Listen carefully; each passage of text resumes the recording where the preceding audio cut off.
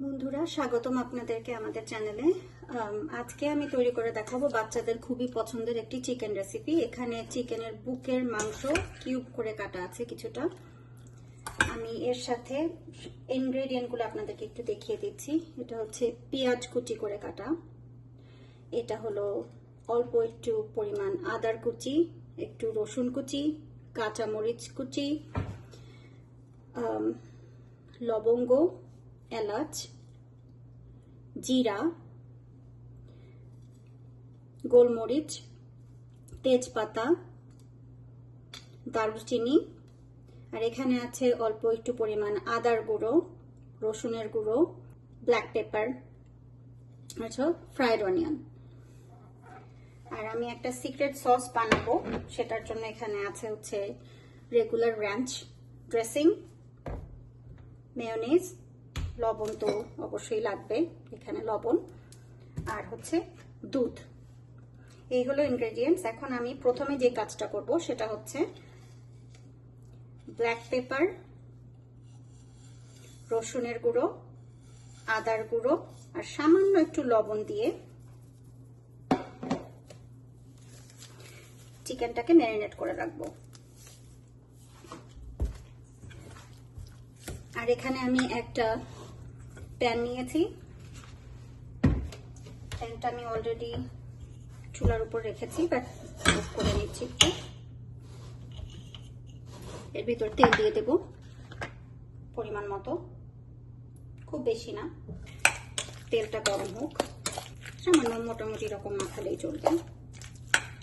আমার বাচ্চার এটা খুব পছন্দের খাবার, তো ভাবলাম যে অন্য বাচ্চাদেরও পছন্দ হতে পারে, এই জন্য তৈরি করা। আচ্ছা, এবার তেলের ভিতর আমি দিয়ে দিচ্ছি প্রথমে গরম মশলাগুলো,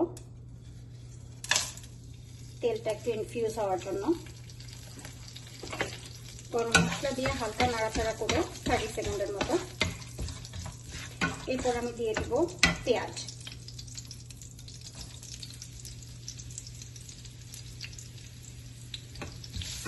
যেহেতু আমি এটাকে একটু গ্রেভি বানাতে চাচ্ছি, সেজন্য আমি পেঁয়াজের সাথে হালকা লবণ দিয়ে দিব অল্প একটু, যাতে করে পেঁয়াজ থেকে রসটা বের হয়ে আসে এবং গ্রেভি তৈরি করতে হেল্প করে। জালটা একটু বাড়িয়ে দিচ্ছি। যতক্ষণ পেঁয়াজটা একটু সিদ্ধ হচ্ছে, আমরা সিক্রেট সসটা বানিয়ে নিই। এখানে আমি একটা বাটিতে সামান্য একটু গোলমরিচের গুঁড়া নিয়েছি। তার সাথে আমি অ্যাড করব 1 টেবিল চামচের মতো মেয়োনিজ। মেপে নিচ্ছি না, দরকার পড়লে আপনারা মেপে নেবেন। সাথে দেব র্যাঞ্চ ড্রেসিং, সালাতের ড্রেসিং রেগুলার, যেটা কোনো ব্র্যান্ড আমি ইউজ করছি না। এখানে এটা হচ্ছে 1.5 টেবিল চামচের মতো নিলাম র্যাঞ্চ ড্রেসিং। এবার এই দুটো মিক্স করব। কনসিস্টেন্সির উপর ডিপেন্ড করবে যে আর একটু লাগবে কিনা। এটা মিক্স করার সময় আমি হালকা একটু দুধ মিশিয়ে নেব এর সাথে, যাতে করে ভালোভাবে মিক্স হয়। জাস্ট 1 টেবিল চামচের মতো দুধ।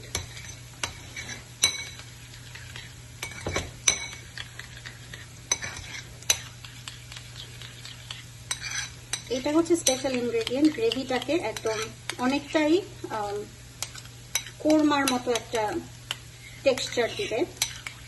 যদিও এটা কোরমা না, তারপরেও একই রকম চিকেন খেতে খেতে বাচ্চারা অনেক সময় বিরক্ত হয়ে যায়, নিজেদেরও খারাপ লাগে অনেক সময় একই রকম খেতে খেতে। তো একটু ভিন্ন ধর্মী এই চিকেনটা, এবং খুবই ইজি তৈরি করা, বেশি সময়ও লাগে না। পেঁয়াজ অলমোস্ট হয়ে আসছে। এখন আমি আমার বাকি জিনিসগুলো, মরিচ, আদা কুচি, রসুন কুচি একটু দিয়ে দিলাম।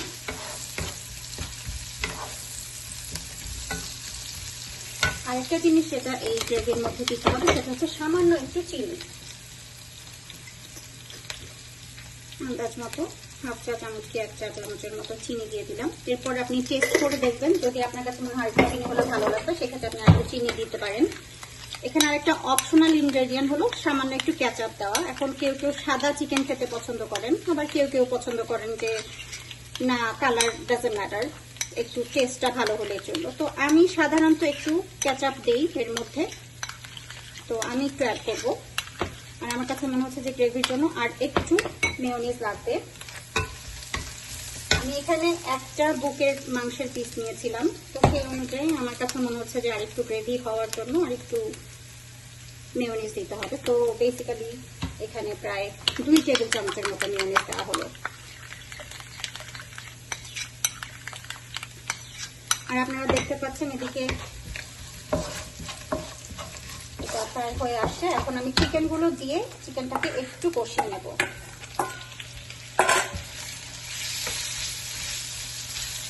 তেলের উপরে খুব বেশি মশলা লাগে না এটাতে, এবং অনেকেই মনে করতে পারেন যে চিকেনের হয়তো বাজে গন্ধ থাকবে কারণ আমি আদা রসুন বাটা দিলাম না কিংবা অন্য কোনো কিছু দিচ্ছি না, বাট ট্রাস্ট মি, এটাতে কোনো ধরনের বাজে গন্ধ থাকে না চিকেনের।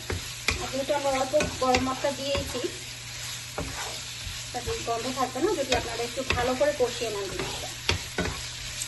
আর চাইলে বাঙালি মশলা তো ব্যবহার করাই যায়। আমি একটু জিরার গুঁড়া দিব, আমি এখানে একটুখানি কেচাপ মিক্স করবো এই সসের সাথে।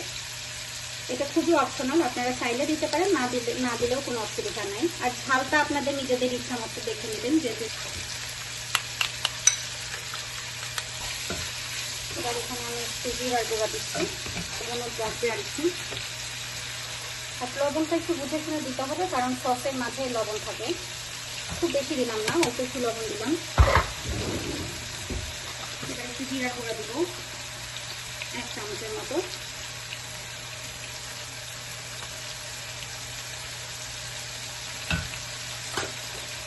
একটু ধনে গুঁড়ো,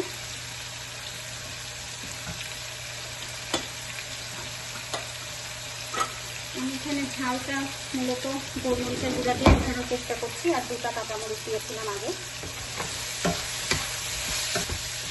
এবার এর ভিতরে আমি একটু সামান্য দুধ দিয়ে এটাকে বাকি একটু সিদ্ধ হওয়ার সময় দিব, আর আঁচটা একটু কমিয়ে দিচ্ছি। প্রায় 1/2 কাপের মতো দুধ দিলাম আমি এখানে। চিকেনের ভিতরে মশলাগুলো ঢোকার জন্য, চিকেন তো খুব দ্রুত সিদ্ধ হয়, কাজেই সিদ্ধটা মেইন ফ্যাক্টর না, এখানে জাস্ট মশলাগুলো যেন ভালোভাবে ভিতরে ঢুকতে পারে সেই জন্য। এতে কোনো পানি দিব না আমি, শুধুমাত্র দুধ দিয়েই জাল হবে এটা। আর একটু পরে আমি এখানে ফ্রাইড অনিয়নটা দিয়ে দিব। প্রায় 1-1.5 মিনিট জাল হওয়ার পর আমি এখানে ফ্রাইড অনিয়নটা দিয়ে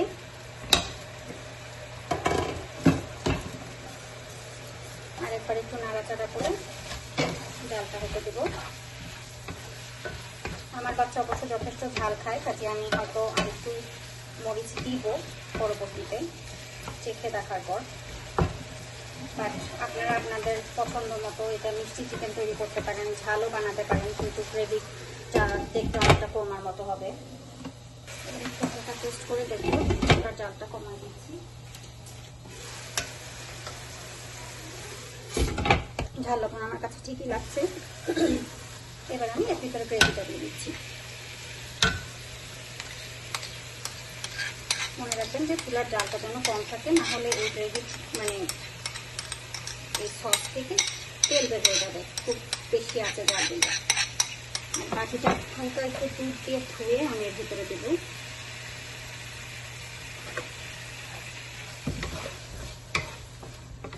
এটা মাখা মাখা ঝোল হবে, আপনি ভাত বা সাদা পোলাও যে কোনো কিছুর সাথেই এটা খেতে পারেন। সসটা দেওয়ার পরে ঢেকে না দেওয়াই ভালো, জাস্ট একটু সসের গন্ধটা চলে যাওয়া পর্যন্ত রাখলেই চল। যত বেশি গ্রেভি তত বেশি মজা, আমার মেয়ের বক্তব্য। সো আমি একদম সবটুকু এর ভিতর দেওয়ার চেষ্টা করছি। চিনির পরিমাণটা আপনারা নিজেদের পছন্দ মতো দেখে নেবেন, কে কেমন চিনি খেতে চান। আমি উপরে একটু গুঁড়ো মরিচের পাউডার দিয়ে দিচ্ছি সামান্য। ব্রেকফাস্ট যদি রেডি থাকে তাহলে এই চিকেন তৈরি করতে একদমই সময় লাগে না। কাজ হয়ে গেল। আপনি ডেকোরেশনের জন্য চাইলে উপরে একটু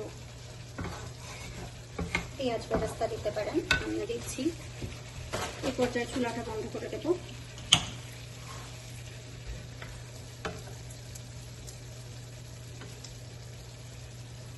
ধন্যবাদ সবাইকে দেখার জন্য এবং অবশ্যই আমাদেরকে জানাবেন যদি ট্রাই করেন।